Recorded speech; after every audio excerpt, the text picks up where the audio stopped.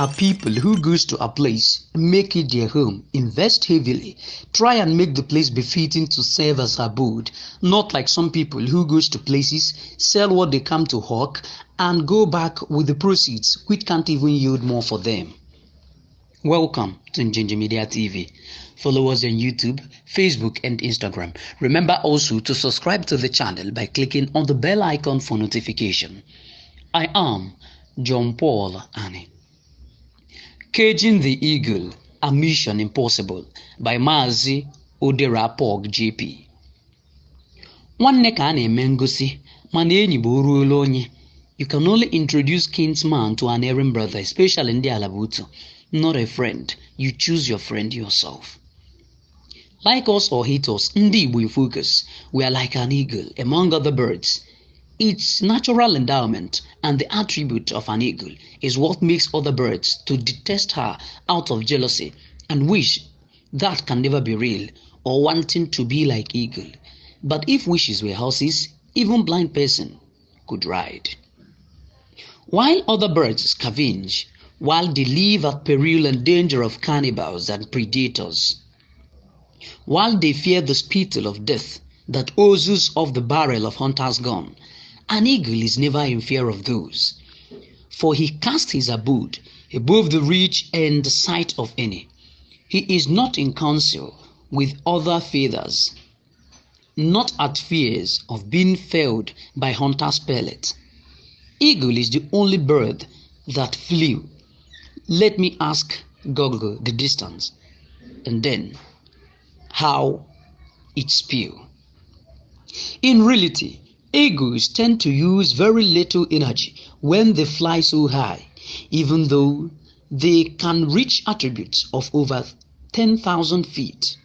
They are usually soaring to these heights and taking long glides to cover ground, then soaring up again and repeating process. That is the life of an Igbo person. Others felt we are proud, arrogant, and despise people. But that is a lie, because that is a lie from the pit of hell, or consolation for haters who just can't afford to stare facts of life on the face. Come with me. Let's take a walk down the path of Gowandigi. Truth is always bitter, but telling it always is just a standard that can't be subverted. An average poor American would think that Bill Gates is proud, that Warren Buffett is a prick, that Michael Jackson, while he lived, was arrogant and secluded. But come with me. Let me bring an example discuss. I was discussing with a friend I met overseas. We started chatting and reliving old time, and suddenly one of our age mates felt bad and mad. He shouted, "Can't you guys allow us the poor to stay in peace? Must you continue bragging and talking down on us?" My friend was very angry and wanted to tongue-lash him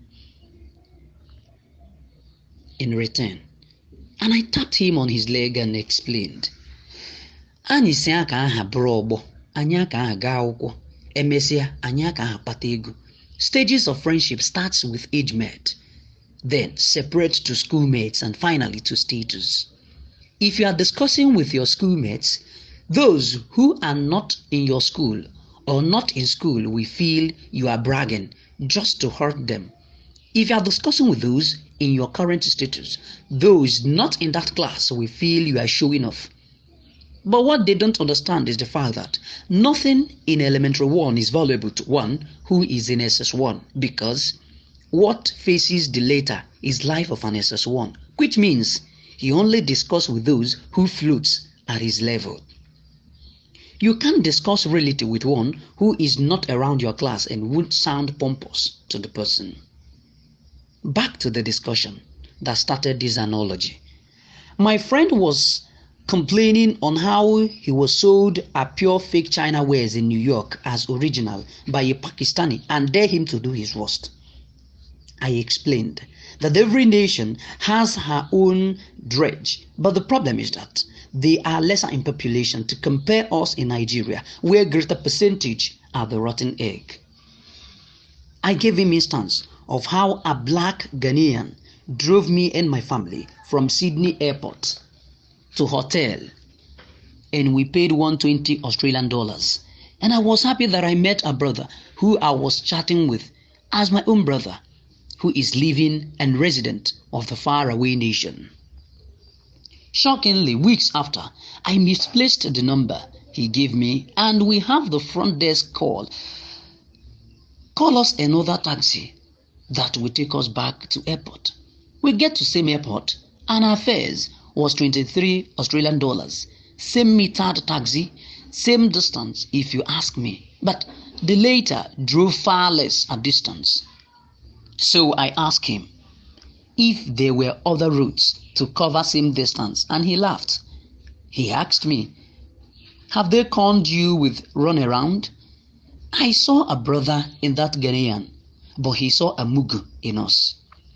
That mindset can't never change. He believed that cheating is a way of life. Nigerians hated Ndigbo, not because we are bad, but because we cruise at speed that is alien to them. We see success where they saw failure. We make failures our teacher, while they make same their fears. An Igbo man, not the ones beget with tainted DNA, especially those born after the invasion of 1967. Most of them may have been born with uncircumcised manhood. But an actual true-blooded Igbo person sees a very bad situation as learning curve. And after 3 months, he will turn the sorrows to merries. Place an Igbo man at abandoned, useless and hopeless house that is also fallen. You hope to meet his corpse on your next visit after 1 year. But come back after 1 year, that ramshackle will become a star-studded apartment. Leave him again and come back. He will turn it and the neighborhood to Las Vegas. Take him away and place any other person from another divide to replace him at what he built. He will live with the grace, and within 6 months, the place will revert and become another sorry sight, which it was before. It is not magic. It is Onatarachi, gift from the gods. I was in MTR going from Kowloon to Lu, Hong Kong to China border, and at a stop, a Caucasian entered, and with so many empty seats in that coach, he came straight to me and sat by my side, and the first question he threw at me was, "Where are you from?" I looked at him with the mind of Ebeko Onyenkasikwa. "Who is this one safe?" And I replied, "Why do you ask?" He let out a throaty laugh that vibrated through the coach, and he suddenly stopped and said, You are an Igbo person from Eastern Nigeria." I was shocked and marveled at the same time, and he saw my surprise and explained. He said he's a Russian billionaire, an investor. He said he preferred investing outside Russia, that he preferred to invest in a nation that has high potential of success within 5 years. I asked him, how can he know such place? He laughed and explained, "I am following Igbo boys. Anywhere I visit and see Igbo boys, I will make them friend and know if they are on transit or they are residing there. If they are on transit, I will also be on transit. But if they are residing there, that's a sign that that place must, not will be, vibrant within 5 years. So I invest, and I have never regretted any of it." He explained to me that he went to Vietnam just in a passing, and he saw an Igbo boy who lives there, and the place was so dry. Even the boy is not feeding well. And he asked him what he was doing in such a desolate and drought land. The boy replied, "I live here." And he asked again, "But there is no hope of life in Vietnam." And the boy said, "Because you are blind. In a few years' time, Vietnam will take over China. It will take over from China." And that was how he invested, and truly in 3 years' time, he expanded his investment out there because the place started booming with great life and business. Ndigbo are people who goes to a place, make it their own home, invest heavily, try and make the people befitting, try and make that place befitting, and serve as abode. Not like some people who goes to a place, sell what they come to hawk, and go back with the proceeds, which can't even yield more for them. That you dislike an Igbo doesn't mean he dislike you in return. They simply wants to grow and create oases in the desert. They have a mind that deal with only success. As a host, Ndigbo are gracious hosts. As visitors, they spice up life and make the host to see the doors of great wealth that was facing them all along. But they were too blind to see it. The Igbo visitor will open it, make the wealth to thrive. Check any place Igbo people are residing. The activities always classy. The house rent gets better, development shot up to the sky, and property prices makes meaning. Any town that accepts Igbo friendship has the youths prosper because Ndigbo will make them and take them as brothers and also afflict them with same success. Reject them and your youths will only serve you as war machine to fight wars they can't gain anything from and not flirt of success. They move around with abundant blessings, and if you allow them, they will soak your land with it. If you are hostile, be rest assured that the grace will turn to disgrace. No one can cage an eagle. He is almost Ruaka. The best one can get is to wait and see if a feather shaded by an eagle can be bought, which is too expensive, and having it is the closest one can get to that blessed spy, to the blessed species.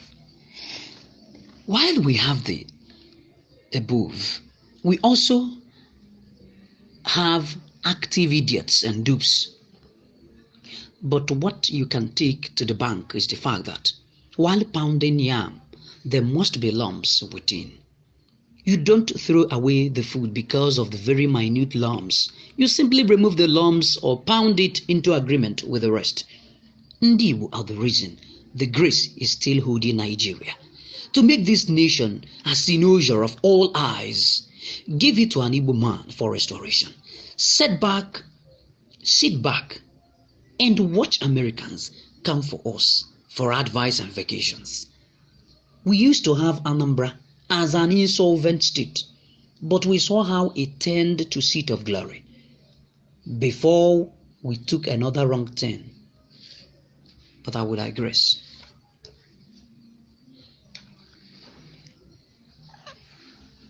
We show the world the making of a legend during the ethnic cleansing of 1967, when in the midst of global conspiracy, we awed with inventions that made the Russian general to say, "Give me a brigade of Biafran soldiers and I will conquer the entire world." We are eagles. We fly far above our peers. So we see what they can't see because they don't fly as high nor have the vision. So our focus and high flying give us advantage.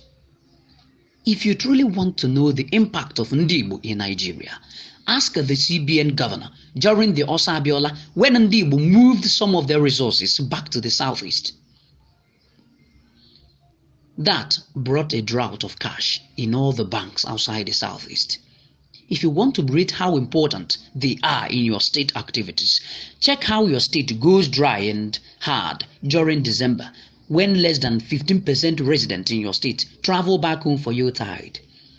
If you want to know how important they are to the nation, check how many policemen redeployed to southeast and see all of them forming roadblocks just because they want to receive the overflowing anointing. If IGP should ask any place that wants to serve in Igbo land to move down there, I can bet that even Abuja will be empty of police activity, making one like me to say, anaghị ahapụ ebe a na-echi ọzọ jebe ebe a na-arụ agwụ. Check how many customs staged along routes going to Igbo land. They are following the tide. They want to stick with success, and you can only find success in Great Bound, southeast of the nation. Finally, what Ndigbo need is not pittance or handout.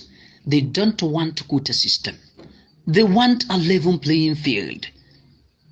That way, they simply want to redeem everybody, including those who thrive on quota or hand-me-down syndrome. This is from Mazi Odera GP. Ezigbo okpokọpi onye Igbo. I want to shout it loud that was Gabia Agamabuku onye Igbo. Thanks for being there. John Paul Ani, Njenje Media TV.